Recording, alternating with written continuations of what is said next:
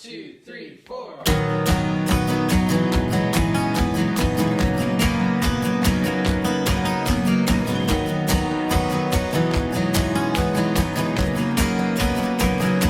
It's always like springtime with you, making all things new.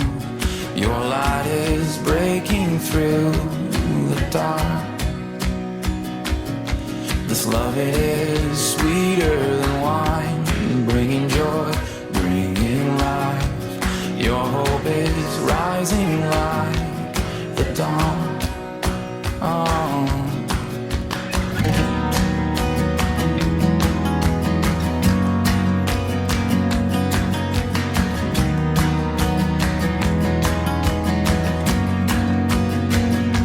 It's always like springtime with you, making all things new. Your light is breaking through the dark. This love, it is sweeter than wine, bringing joy, bringing life. Your hope is rising like the dawn. Oh. And this is what you do, this is what you do. You make me come alive. This is what you do, this is what you do. You make me come alive. This is what you do, this is what you do. You make me come alive. This is what you do, this is what you do. You make me come alive. You make me come alive. You make me come alive. You make.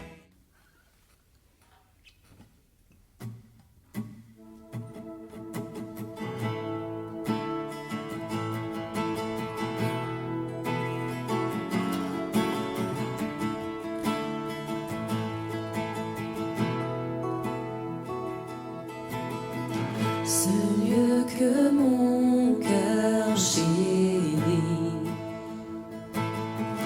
et l'espoir de mon âme, l'emblème de mon salut, cette croix à Golgotha. Comment pourrais-je expliquer ce grand amour pour moi, que Jésus fut crucifié pour me donner la vie. La croix seule me suffit, rien d'autre je désire. Ce qui m'était si cher, je considère comme une perte, afin de te connaître. Tout ce que je possède est pour moi sans valeur, car j'ai mesuré le prix et la croix seule me suffit.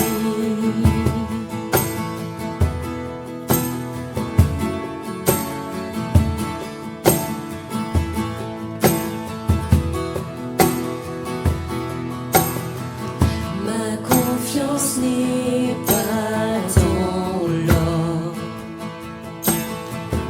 ni les richesses du monde. Ma confiance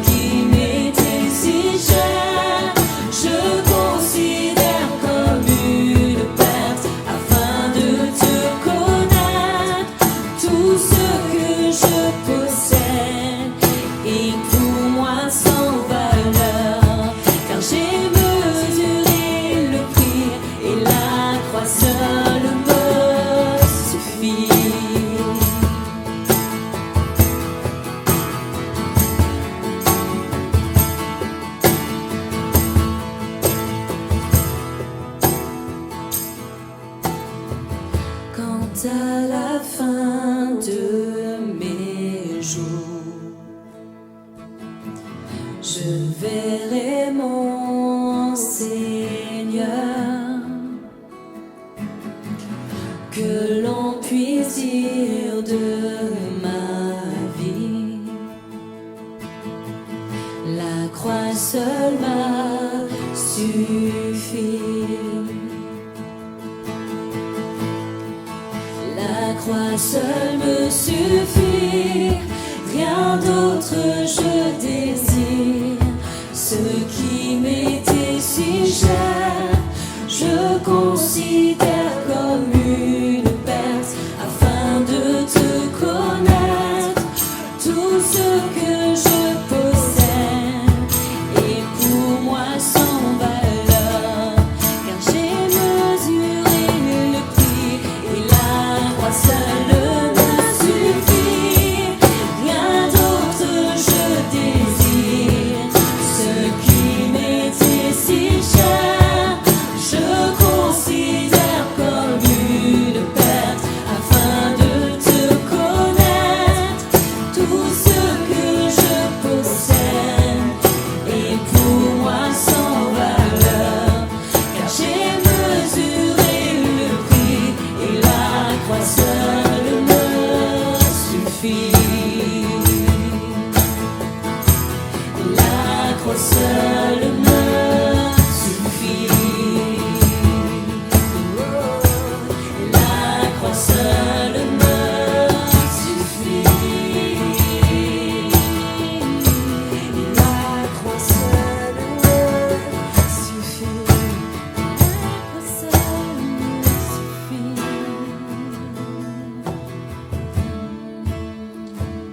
La croix seule me suffit.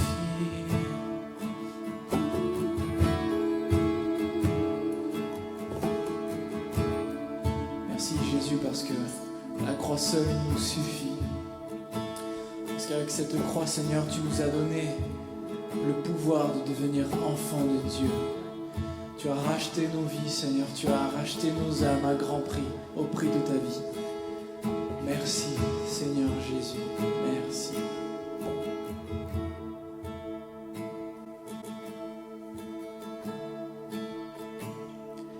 Bien avant le chant qui créa l'univers, bien avant l'esprit qui planait sur la terre, bien avant que tu me formes de la poussière, tu rêvais du jour où tu pourrais m'aimer. Bien avant les premiers battements de mon cœur, bien avant que je m'éveille à ta douceur, bien avant mes doutes, mes joies et mes douleurs, tu rêvais du jour où je pourrais t'aimer. Oh, tu rêvais du jour où je pourrais t'aimer. Abba Père, je suis à toi. Abba Père, je suis à toi. Abba Père, je suis à toi. Abba Père, je suis à toi. Bien avant que Jésus marche sur la terre, bien avant le Fils qui nous montre le Père, bien avant que les cieux sur moi soient ouverts, tu rêvais du jour où tu pourrais m'aimer. Bien avant que mon péché brise ton cœur, bien avant que coule le sang et la sueur, bien avant les clous, l'effroi et la douleur. Tu rêvais du jour où je pourrais t'aimer. Oh, tu rêvais Du jour où je pourrais t'aimer. Abba, Père, je suis à toi. Abba, Père, je suis à toi. Abba, Père, je suis à toi. Abba, Père, je suis à toi. Abba, Père, je suis émerveillé, saisi par l'immensité de ton amour pour moi. Abba, Père, si grande est ta tendresse, ton cœur est grand ouvert et je viens plonger dans tes bras. Abba, Père, je suis émerveillé, saisi par l'immensité de ton amour pour moi. Abba, Père, si grande est ta tendresse, ton cœur est grand ouvert et je viens plonger dans tes bras. Abba, Père, je suis à toi. Abba, Père, je suis à toi.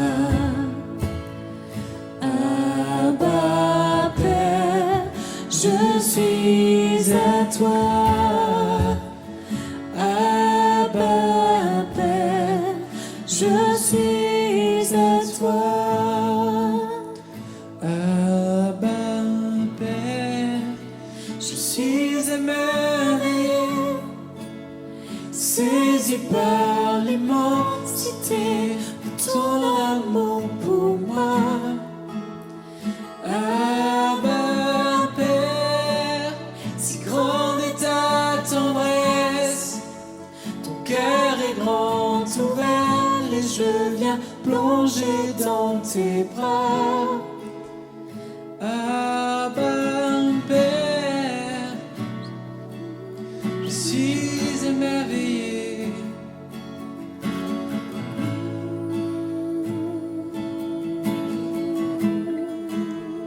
Abba, Père, si grande est ta tendresse, ton cœur est grand ouvert et je viens plonger dans tes bras.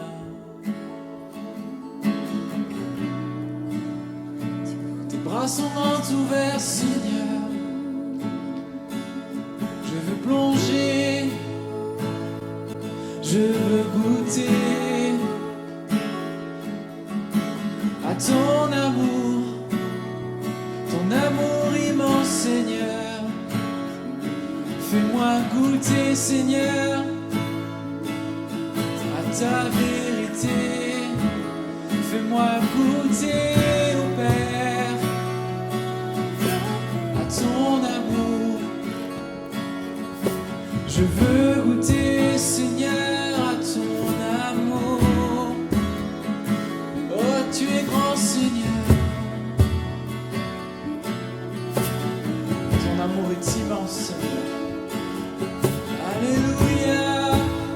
Ton amour est immense. Tes bras sont grands ouverts.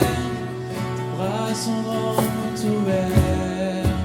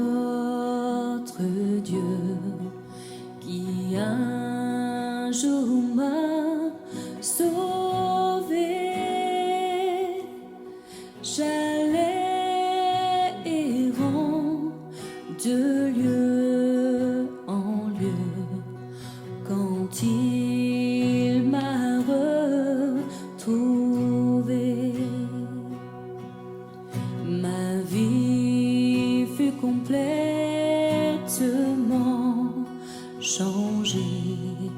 Alors qu'en lui j'ai cru, depuis ce jour de tous les dangers, sa grâce m'a secouru.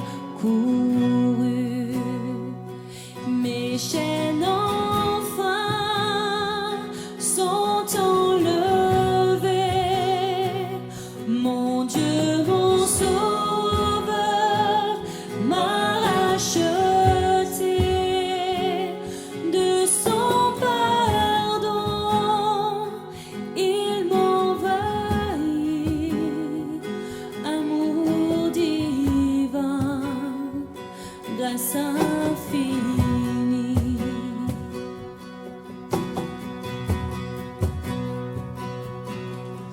Dans mes épreuves et mes labeurs, toujours suffit sa grâce. Je peux compter sur sa faveur à chaque instant qui passe. Mes chaînes enfin sont enlevées. Mon Dieu, mon Sauveur, m'a racheté de son pardon. Il m'envahit, amour divin, grâce infinie.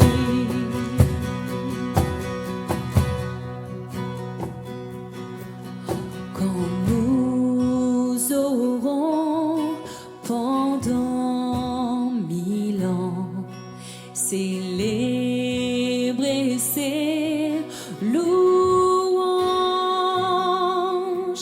nous pourrons comme au commencement lui offrir nos hommages. Mes chaînes enfin sont enlevées.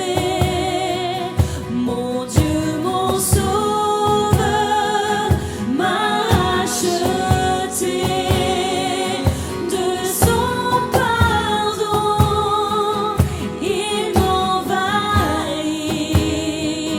amour divin, grâce infinie.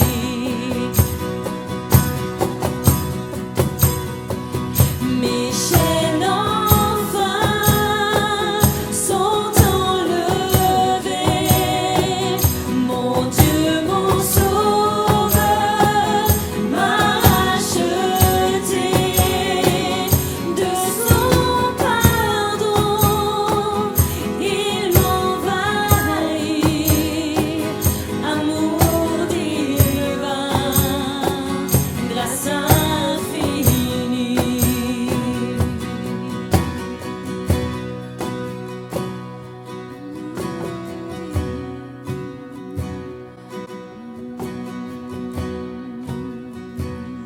Mes chaînes enfin sont enlevées.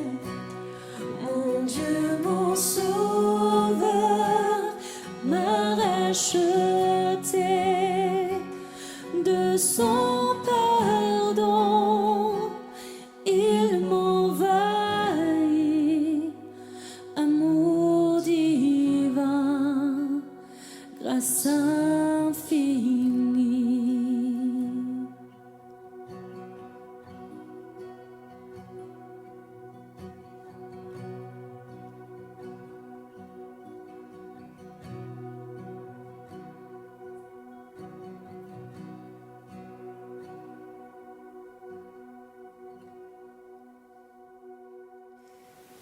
Chers frères et sœurs et chers amis, bon dimanche et bonjour.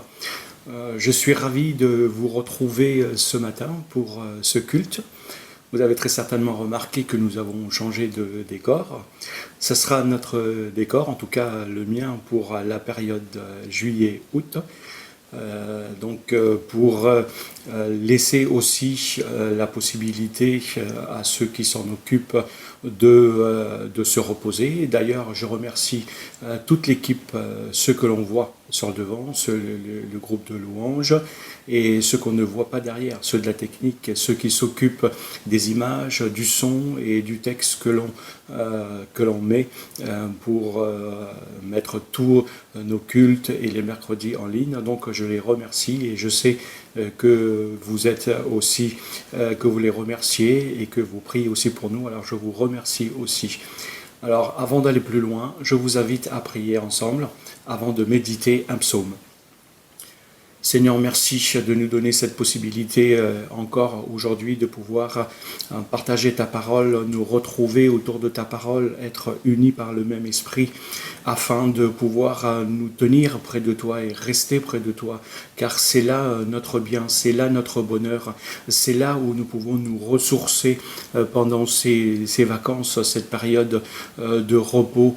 Alors aide-nous à pouvoir nous ressourcer en toi pour la gloire de ton nom. Merci Seigneur. Amen. Je ne sais pas si vous vous rappelez, donc la semaine dernière, je vous avais parlé et je vous avais encouragé à faire une pause à l'exemple de Dieu lui-même qui s'était reposé.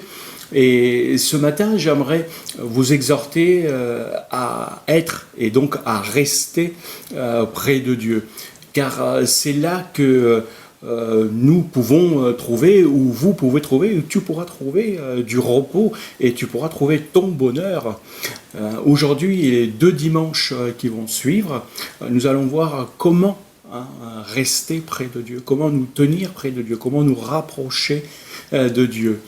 Et pour ce matin, c'est une parole du psalmiste Asaph que beaucoup connaissent qui va retenir notre attention. C'est une parole qui dit « Qui t'abandonne se perdra, et tu anéantiras tous ceux qui te sont infidèles, tandis que mon bonheur à moi, c'est d'être près de toi. » Psaume 73. Je vous ai lu les versets 27 et 28, mais nous allons méditer tout le psaume ensemble. Parce que chacun peut avoir son opinion sur Dieu. Chacun peut avoir fait une expérience avec Dieu, mais quant à moi, dit le psalmiste, car la seule chose que je peux maîtriser, c'est mon choix, c'est moi-même, c'est ma prière, c'est mon désir. Donc, pour moi, mon désir et mon bonheur, c'est d'être près de Dieu. Et ce psaume 73 a été écrit donc par Asaph. Et qui est Asaph ? Asaph, c'était un responsable de louange, un conducteur de louange, un directeur de louange. Et lui-même, il a vécu toutes les étapes que nous pouvons connaître dans la vie chrétienne. Il a eu des moments hauts, des moments bas. Il a eu des moments où il s'est senti près de Dieu et des moments où il s'est senti loin de Dieu, comme nous aussi, nous pouvons l'expérimenter. Et dans ce psaume, Asaph va faire des déclarations qui résument un peu cette expérience. Tu peux te rapprocher de ces paroles dans ce que tu vis aujourd'hui, parce que Asaph va faire plusieurs déclarations qui va t'aider, qui va nous aider à comprendre comment cheminer et comment être et rester près de Dieu. Alors que Asaph termine le psaume en disant tandis que pour moi, mon bonheur à moi, c'est d'être près de Dieu, et ben c'est par là que je vais commencer la méditation. Alors c'est le verset 27. Le premier point, donc, c'est que tu dois comprendre, c'est que ta nature t'éloigne de Dieu. Asaph va dire « Qui t'abandonne se perdra ». Donc le premier point, et c'est une évidence, la nature humaine nous éloigne de Dieu. Ta nature t'éloigne de Dieu. La Bible dit que lorsque l'homme et la femme ont péché contre Dieu, qu'est-ce qu'ils ont fait? Ils se sont cachés de l'Éternel parmi les arbres du jardin dans lequel Dieu les avait mis. Ils ont essayé d'aller loin de Dieu. Et on retrouve souvent aussi dans la Bible des croyants même qui prient en disant « Seigneur, pourquoi est-ce que tu m'as abandonné? Pourquoi est-ce que tu es loin de moi? Je ne sens pas ta présence. Où est-ce que tu es? Et même si je crois en toi, je ne sens plus que tu es là, je ne sens plus que tu es proche de moi. » Je suis sûr que ça a été la prière de beaucoup de chrétiens. Je suis sûr que ça a aussi été à un moment donné ta prière. Et le prophète Jérémie va donner la réponse. Il va nous donner une réponse. Il dit ce sont vos péchés qui ont tout dérangé. Ce sont vos fautes qui vous ont privé donc des bienfaits de Dieu. Et l'apôtre Paul, lui, il va dire que par nature même, nous sommes séparés de Dieu et que nous sommes voués à sa colère. Ça, c'est pas facile à entendre, mais c'est une réalité. Parce que dans ce monde, lorsque tu marches sans Jésus, tu es loin de Dieu. C'est pourquoi l'apôtre Pierre, lui, lors de son premier message à la Pentecôte, rempli du Saint-Esprit, il va annoncer la bonne nouvelle de Jésus en disant que cette promesse est pour vous, pour vos enfants, pour ceux qui vivent dans les pays lointains. Et si toi, maintenant, tu te sens loin de Dieu, j'ai une bonne nouvelle pour toi. Tout comme Pierre l'avait pour ceux qui l'écoutaient, cette bonne nouvelle, c'est que cette promesse qu'a dit Pierre, elle est aussi pour toi. C'est ce que Asaph dit. J'étais loin de Dieu. Et quand tu es loin de Dieu, tu es dans la confusion. Pourquoi la Bible dit que c'est en Dieu que nous avons la vie, le mouvement et l'être?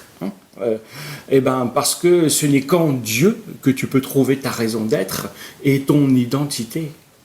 La Bible dit que tout ce qui est bon et tout ce qui est parfait vient de Dieu. Donc, quand tu es loin de Dieu, qu'est-ce qui se passe? Ce qui te reste, c'est la mort, la colère de Dieu même, l'illusion, le désespoir, le mal, tout ce qui est imparfait. Ensuite, deuxièmement, c'est que tu ne peux pas toi-même t'approcher de Dieu. Le psalmiste Asaph va dire « Loin de Dieu, tu passes à côté de ce pourquoi il t'a créé. » Tu peux faire plein de choses, mais tu passes à côté de l'essentiel.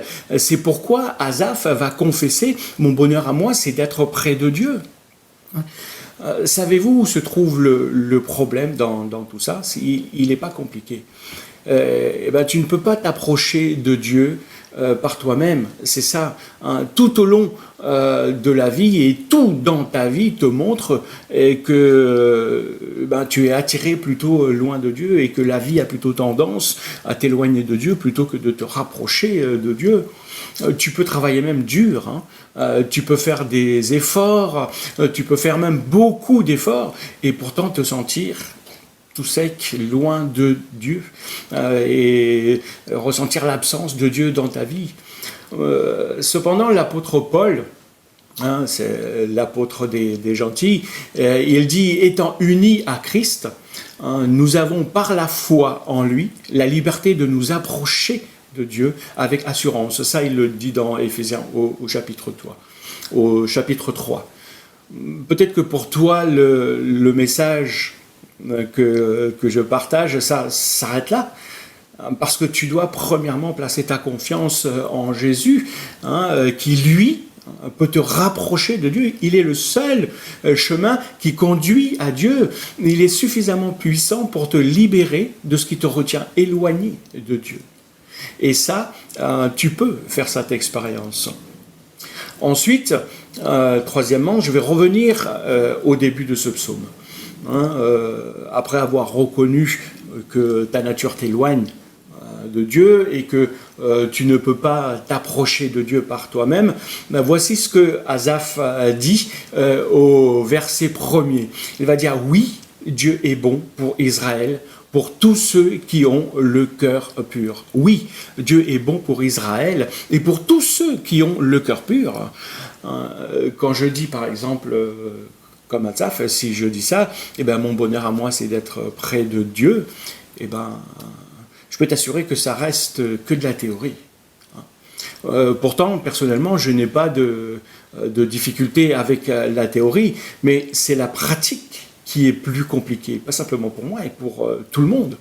Pourquoi ? Parce que la théorie, elle peut être écrite sur du papier millimétré, mais au niveau pratique, il y a beaucoup de paramètres imprévisibles, beaucoup de choses que tu ne peux pas maîtriser.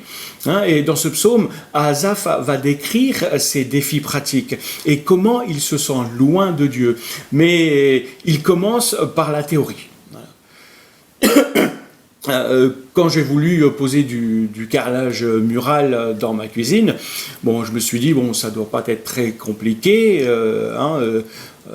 qu'est-ce qu'il faut faire ? Eh ben, tu achètes d'abord ce que tu veux, tu mets un peu de colle derrière tes carreaux, tu les plaques au mur, tu attends que ça sèche, et tu fais les joints quand même, et puis voilà.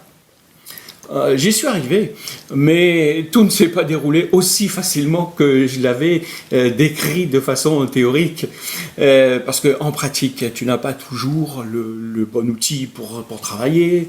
Des fois, l'outil casse, tu ne sais pas comment faire, tu n'es pas toujours dans la bonne position pour travailler. Il y a des endroits qui sont plus faciles d'accès, d'autres plus difficiles d'accès.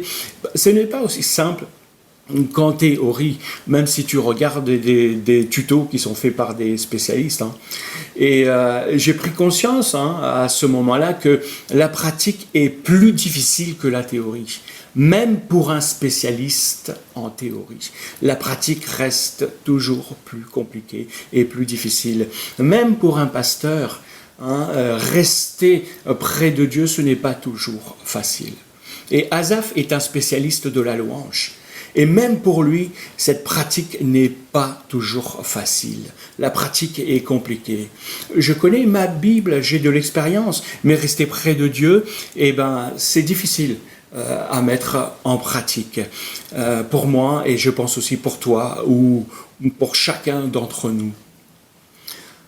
Quatrièmement, donc théoriquement, je devrais être près de Dieu. En théorie, tous les chrétiens devrait être près de Dieu.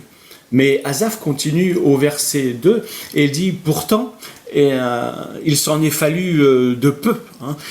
Il s'en fallut de peu que mes pieds ne trébuchent, un rien de plus, et je tombais. Théoriquement, je devrais être près de Dieu. Voilà ce qui est écrit, voilà ce qui est dit, voilà ce qui est mon désir. Mais en pratique, je me sens loin de Dieu, nous dit Asaph. Il le reconnaît, lui, un conducteur de louange, lui qui exprime le cœur de Dieu. Alors, comme Asaph, tu connais beaucoup de choses. Tu sais que c'est par Jésus que tu peux t'approcher de Dieu. Et avec assurance, tu connais les versets clés même pour chaque circonstance que tu peux rencontrer. Tu peux même conseiller d'autres. Mais souvent, tu te sens loin de Dieu. C'est comme lorsque tu es entouré même de pleines personnes. Je ne sais pas si tu as déjà vécu cela, d'être entouré de pleines personnes, mais te sentir quand même tout seul et te sentir perdu là au milieu d'une grande foule. La réalité, c'est que tu viens à Jésus, tu es pardonné de tes péchés, tu es réconcilié avec Dieu, le Saint-Esprit vit en toi, mais dans la pratique de la vie chrétienne, tu te sens quelquefois loin de Dieu. Tu te sens quelquefois distant et tu n'arrives pas à t'approcher de Dieu. Mais je veux t'encourager parce que Asaph a vécu aussi cette expérience. Et je suis persuadé que ce n'est certainement pas la première fois que tu as à venir vers Dieu ou que tu auras à revenir près de Dieu. Mais est-ce que tu sais ce qu'il y a de pire que d'être loin de Dieu ?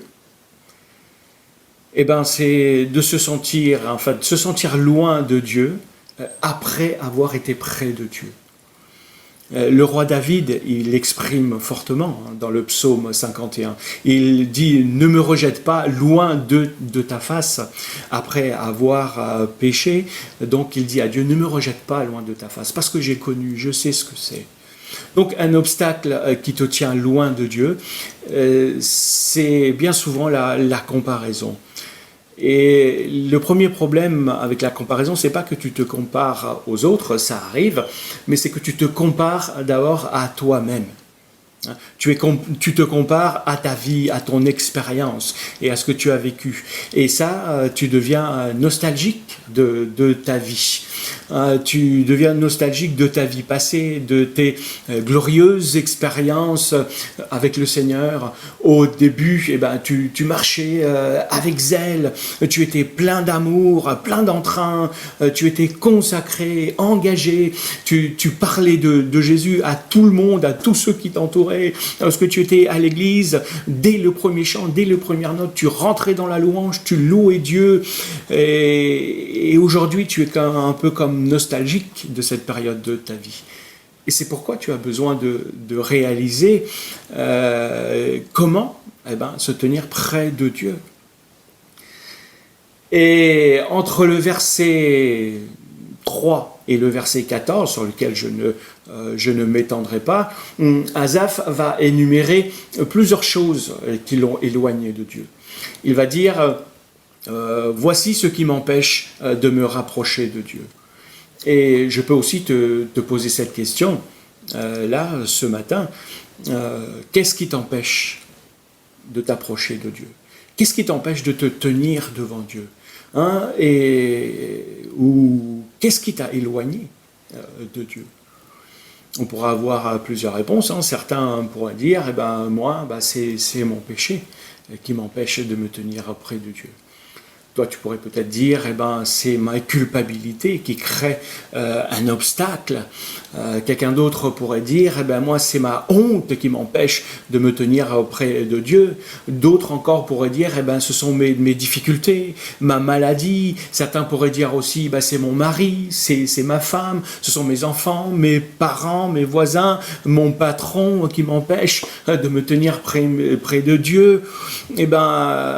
Ma colère aussi, tu peux dire ma colère, ta jalousie, peut-être une prière non exaucée, que Dieu t'a pas exaucée, ça t'éloigne de Dieu, ça te met à distance de Dieu. Alors je te demande, qu'est-ce qui t'empêche de te tenir près de Dieu? Chacun pour notre part, nous avons des choses qui nous éloignent de Dieu et qui nous empêchent de nous tenir près de lui. Alors examine ta propre vie et Dieu t'aidera à voir ces choses. Mais Asaph continue au verset 15, entre les versets 15 et les versets 17. Il va dire ceci, en fait, il va dire, si je disais, parle comme eux, parle comme ceux qui ne connaissent pas Dieu, ceux qui sont loin de Dieu, alors je trahirai tes fils. Je me suis mis à réfléchir, va dire Asaph, pour essayer, pour tenter de comprendre. Et c'était pour moi quelque chose de difficile, un sujet de tourment, jusqu'à ce que je me rende au sanctuaire de Dieu. Alors j'ai réfléchi au sort qui les attend. Qu'est-ce que Asaph est en train de dire? Asaph va dire qu'il y a en fait plein de choses qui peuvent m'empêcher de me tenir près de Dieu. Mais je ne veux pas continuer dans cette situation, je ne veux pas continuer à m'éloigner de Dieu. Ça doit s'arrêter à un moment. Tu ne peux pas continuer à vivre une vie chrétienne loin de Dieu. Parce que tu peux avoir plein d'arguments, mais à un moment donné, lorsque tu es confronté à la parole de Dieu et que le Saint-Esprit parle à ton cœur, tu sais que ça ne peut pas continuer de cette façon. Et Asaph, lui, a expérimenté cela, et il a exprimé 3 choses qui le motivent à se tenir près de Dieu. Il va dire d'abord lui-même, les autres et Dieu aussi. Je peux t'assurer que si tu fais un pas, un tout petit pas pour te rapprocher de Dieu cet été, eh ben, ta situation sera moins pénible à vivre, que ce soit la maladie, les épreuves, la difficulté, des difficultés financières ou relationnelles, ou qu'importe, quel que soit ton souci, Dieu va t'aider dans ça si tu t'approches de lui. Ça ne va certainement pas révolutionner tout dans ta vie, mais c'est mieux que de se prendre la vague en pleine figure. Donc, commence par faire un petit pas. Et lorsque tu vas faire ce petit pas, Dieu va t'encourager. Et puisque tu vas faire ce petit pas, tu vas en faire un deuxième, et puis un troisième. Et un jour, tu vas te rendre compte que ta vie a changé. Et c'est ce que Asaph a réalisé. Asaph, il réalise et il dit j'ai commencé à réfléchir, c'est par là qu'il a commencé, pour essayer de comprendre. Mais c'était quelque chose de difficile. C'est pas évident d'essayer de réfléchir et de comprendre. C'était pénible. Mais tu penses que se tenir dans la présence de Dieu, se tenir près de Dieu, se rapprocher de Dieu, c'est quelque chose de facile? Non, c'est pas évident. Asaph dit qu'il a été tourmenté. Mais ensuite, il va se reprendre. Il se reprend et il va confesser. Et il dit, je vais le faire. Non seulement pour moi, pour moi-même, parce que mon bonheur est là, mais je vais le faire pour Dieu, pour lui. Ouais. Quand il arrive dans le sanctuaire de Dieu, donc dans la présence de Dieu, là où Dieu se trouve, Asaph a comme une révélation. Il réalise que Dieu est grand, et que Dieu est bon, qu'il est rempli de grâce et de bonté, que c'est un Dieu fidèle, que c'est un Dieu qui tient ses promesses, et que c'est un Dieu qui l'aime. Donc, il se dit, je ne peux pas rester loin de lui longtemps. Et je peux t'assurer, encore une fois, que si tu fais un petit pas vers Dieu durant cet été, lui, il en fera un plus grand vers toi. C'est sa parole qui le dit. Sa parole dit, approche-toi de Dieu et il s'approchera de toi. C'est Jacques qui le dit, approchez-vous de Dieu et il s'approchera de vous. Mais peut-être que tu penses que la distance qu'il y a entre toi et Dieu est trop grande, et que c'est compliqué, mais ce que Dieu te demande, ce n'est pas de parcourir toute la distance, c'est juste de faire un petit pas.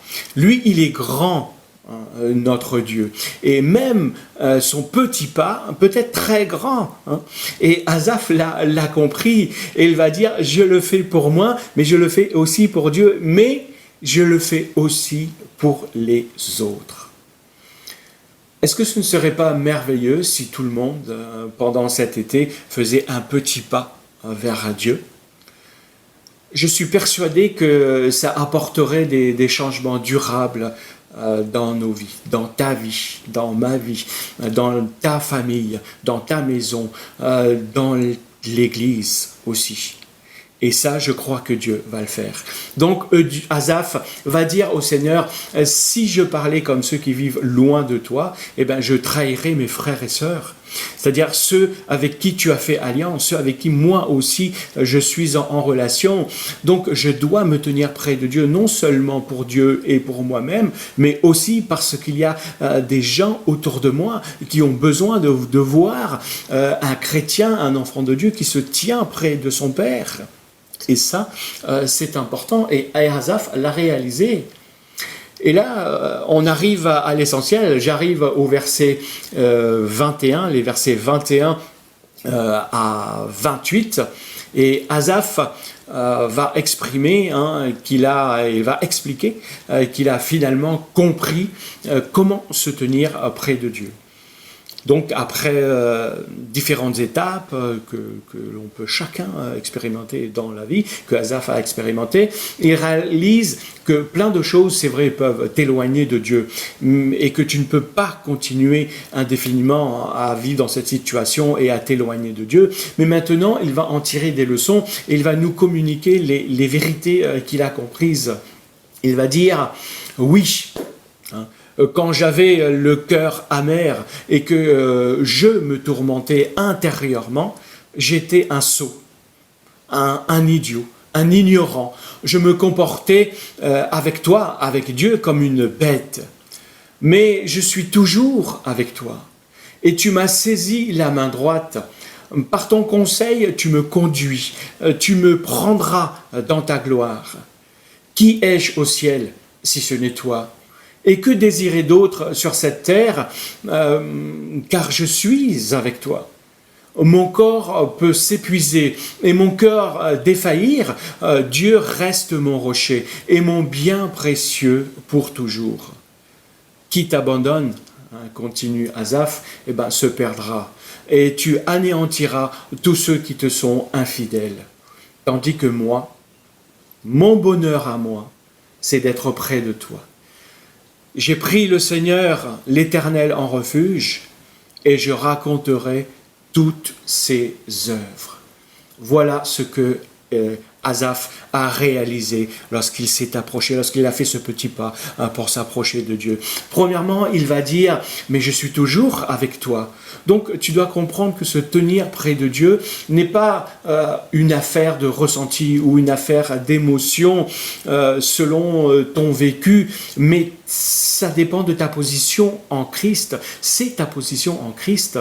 Dieu nous a donné des émotions et elles sont importantes, mais ce ne sont pas des choses qui doivent diriger ta vie. Ce ne sont pas des dictateurs, mais des indicateurs dans ta vie. Et ça doit rester que des indicateurs. Et tu dois comprendre la place des émotions dans la vie chrétienne. Quand tu te sens coupable, par exemple, loin de Dieu, incapable, misérable, perdu, abandonné, ça c'est ce que tu ressens, mais ce n'est pas parce que tu ressens ces choses que c'est la réalité. Alors que Asaph, lui, se sentait loin de Dieu, il réalise finalement qu'il est constamment avec Dieu, que Dieu est constamment avec lui, que ce n'est pas parce que tu ne ressens pas la présence de Dieu que Dieu n'est pas présent et que Dieu n'est pas avec toi. Donc, tu ne peux pas marcher par les émotions. Dans la vie, tu ne fais pas toujours ce que tu as envie de faire. Tu ne pries pas Dieu simplement parce que tu sens que tu dois le faire. Tu ne loues pas Dieu seulement parce que tu as envie de le faire. Tu ne lis pas ta Bible seulement quand tu en as le goût. Non, tu le fais parce que tu dois le faire. C'est fondamental pour ta vie chrétienne. Ce ne sont pas des émotions qui doivent être la locomotive de ta vie. Pourquoi ? Parce que tu avanceras comme si ta vie était sur une montagne russe. Tu vas vivre des super émotions de crainte, de peur, mais tu vas rire, tu vas être terrorisé, un coup tu ris, un coup tu pleures, mais c'est ça. Donc les émotions sont des indicateurs seulement, mais des indicateurs de quoi ? Des indicateurs de la confiance que tu places dans des faits, des choses qui sont véridiques, des faits. Quand tu dis, par exemple, quand tu lis un livre ou quand tu regardes un film, c'est toi qui décides de faire confiance à ce que l'on va te présenter, à ce que tu lis et à ce que tu vois dans le film. C'est pourquoi tu peux pleurer devant un film qui te touche, un film qui est attendrissant, dont pourtant l'histoire n'est pas réelle alors que tu le sais. C'est pour ça aussi que tu peux te réjouir, pourtant, la Bible pourrait nous dire le contraire, mais tu te réjouis dans un film quand tu vois que le méchant meurt. Pourquoi ? Parce que tu sais que c'est pas réel et tes émotions sont là et te poussent. Mais le chrétien, quant à lui, il met sa foi dans la parole de Dieu.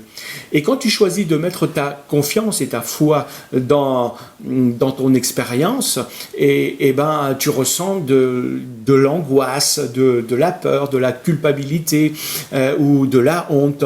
Mais quand tu choisis de mettre ta confiance en Dieu, en Jésus, dans sa parole, dans ses promesses, dans ce qu'il dit, peu importe ton expérience et ce que tu peux ressentir, tu peux être en paix et être dans la joie. Pourquoi ? Parce que tes émotions suivront la confiance que tu auras mis dans la parole de Dieu. Si tu as confiance en Dieu, tes émotions suivront cette direction. Ensuite, Asaph va dire tu m'as saisi par la main.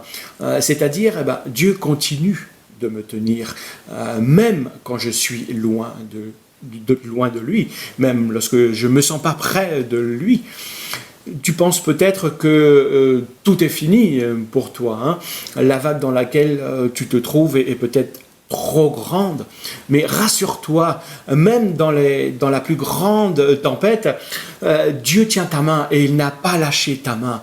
Tu avales peut-être de l'eau dans cette tempête, tu bois la tasse, comme on pourrait dire, tu te dis wow, le rivage est loin, est encore trop loin et je suis fatigué, mais rassure-toi, cette bonne nouvelle, Dieu tient ta main et il ne te lâchera pas. Parce qu'il est un Dieu qui tient ses promesses. C'est pourquoi Jésus dira « Personne ne pourra les arracher de ma main ». Si ta vie est entre les mains de Dieu, personne ne pourra t'arracher de la main de Dieu. Donc quand tu comprends cette vérité et que tu places ta foi dans cette réalité, le Saint-Esprit t'aide à te rapprocher davantage de Dieu et à te tenir devant lui. Et Asaph va poursuivre en disant « Par ton conseil, tu me conduis. » Dieu a mis son esprit en moi pour me guider.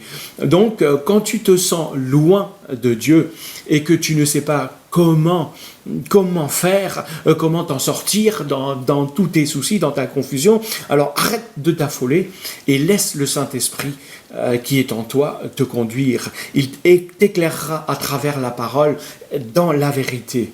Donc tu as seulement besoin de faire un premier pas, encore une fois, et réaliser que tu es loin de Dieu, que tu as besoin de lui. Dis-lui simplement que tu veux revenir et par sa grâce et dans sa grâce et par son Saint-Esprit, il va t'attirer à lui, il va t'aider et le faire. Fais-lui confiance, c'est une question de foi et laisse-le faire. Ensuite, on va dire Asaph, ensuite tu me prendras dans la gloire.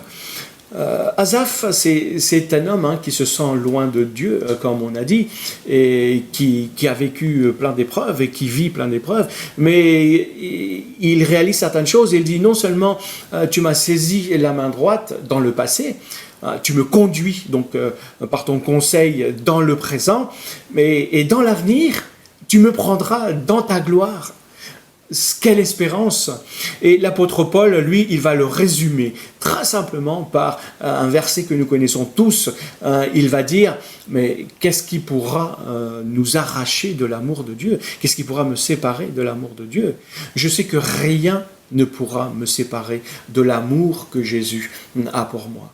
Et lorsque tu alimentes ta foi, ta confiance avec ces réalités de la parole de Dieu, eh bien, ça devient ta locomotive, ça devient la dynamique qui entraîne ta vie et même tes émotions. Donc, ton expérience n'est pas faite, peut-être que tu prends de mauvaises décisions, ton expérience n'est pas parfaite en soi et les choix que tu fais n'est pas toujours bon et dans ton cœur tu peux quand même expérimenter une joie que tu sais que Dieu t'aime quand même et que rien ne pourra t'arracher à son amour. Car, va dire Paul, qu'est-ce qui pourra nous arracher à l'amour de Dieu, à l'amour de Christ?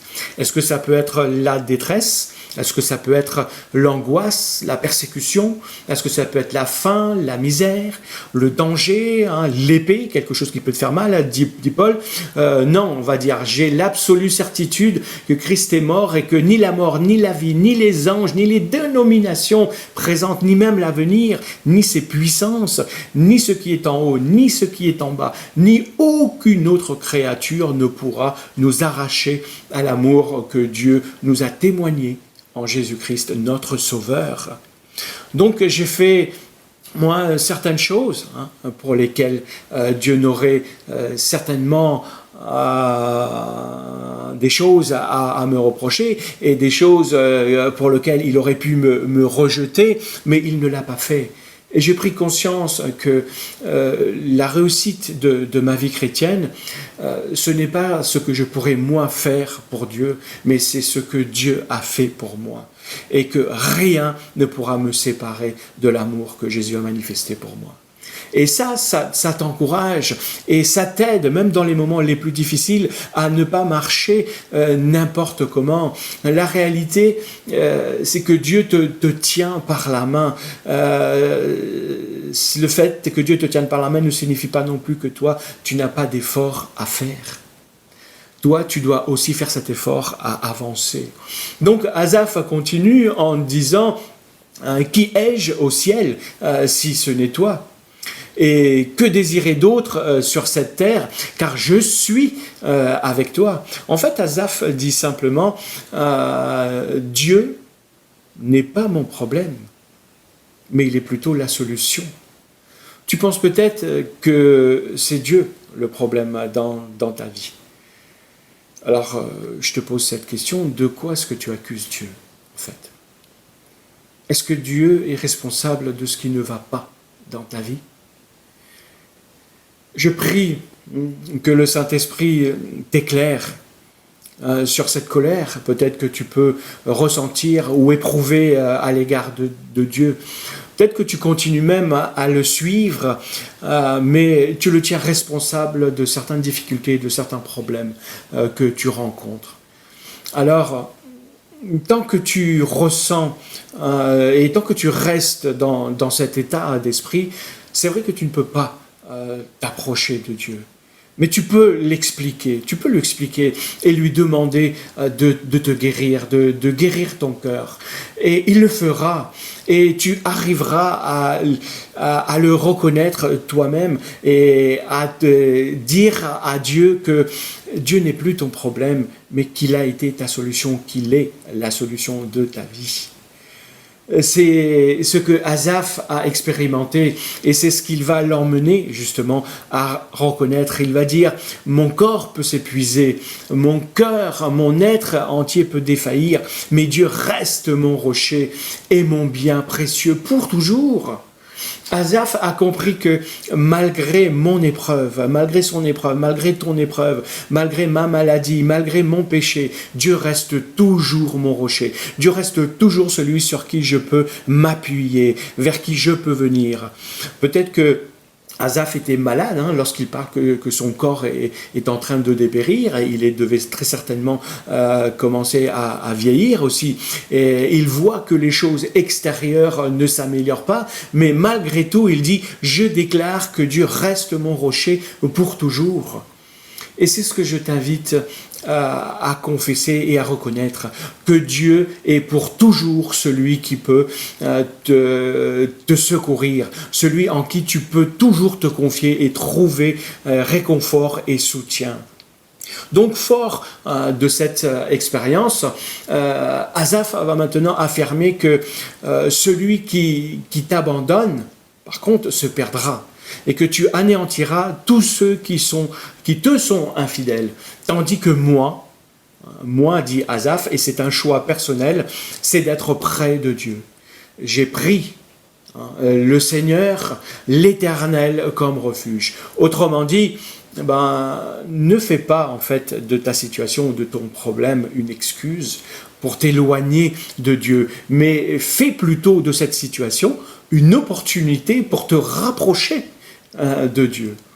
Quand j'ai demandé tout à l'heure qu'est-ce qui t'éloigne de Dieu, tu as peut-être pensé à plein de circonstances de ta vie, des choses concrètes, mais ne laisse pas ces pensées t'éloigner plus de Dieu. Fais-en plutôt des opportunités pour te tenir près de Dieu, pour rester dans sa présence, pour intercéder.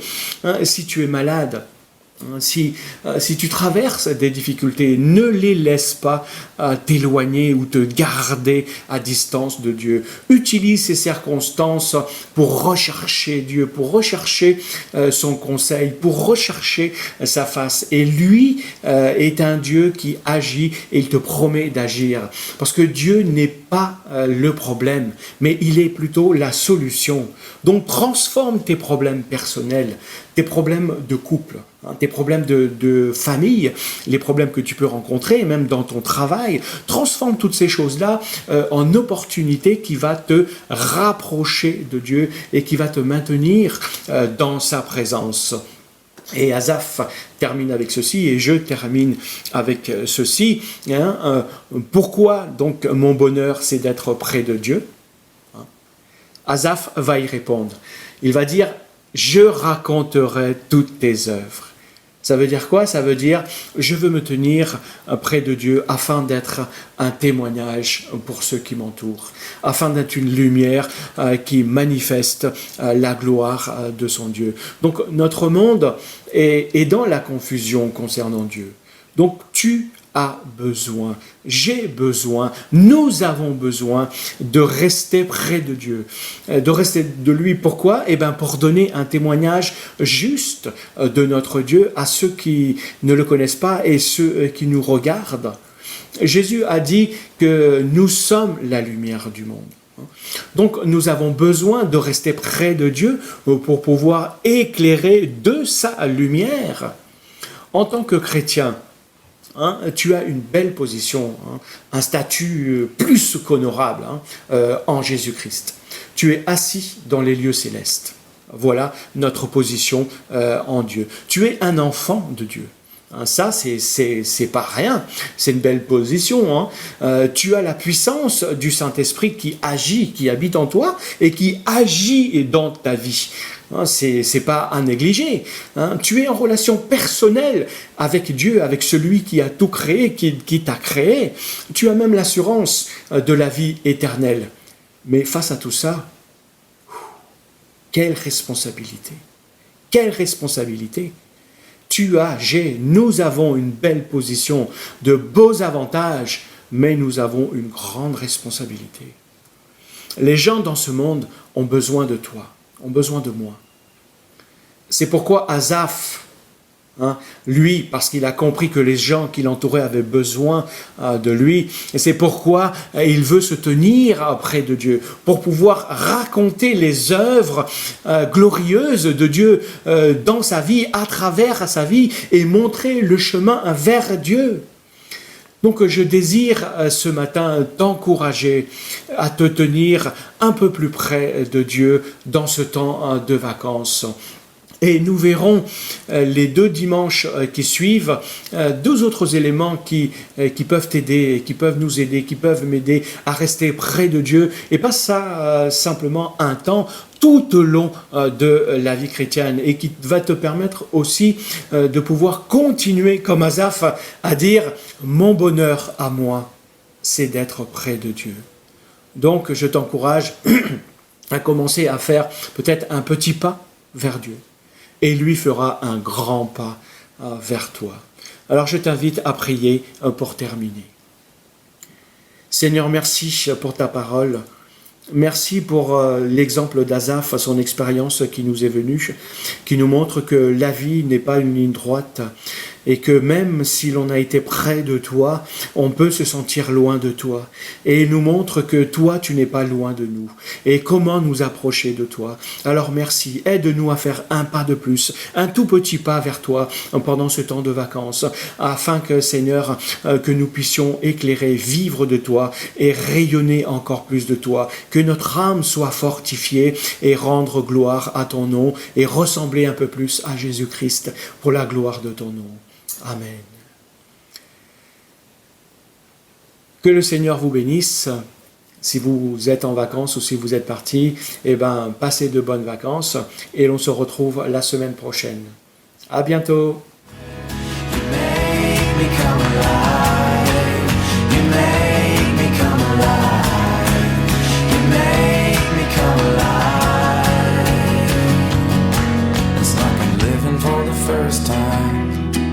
Finally living for the first time.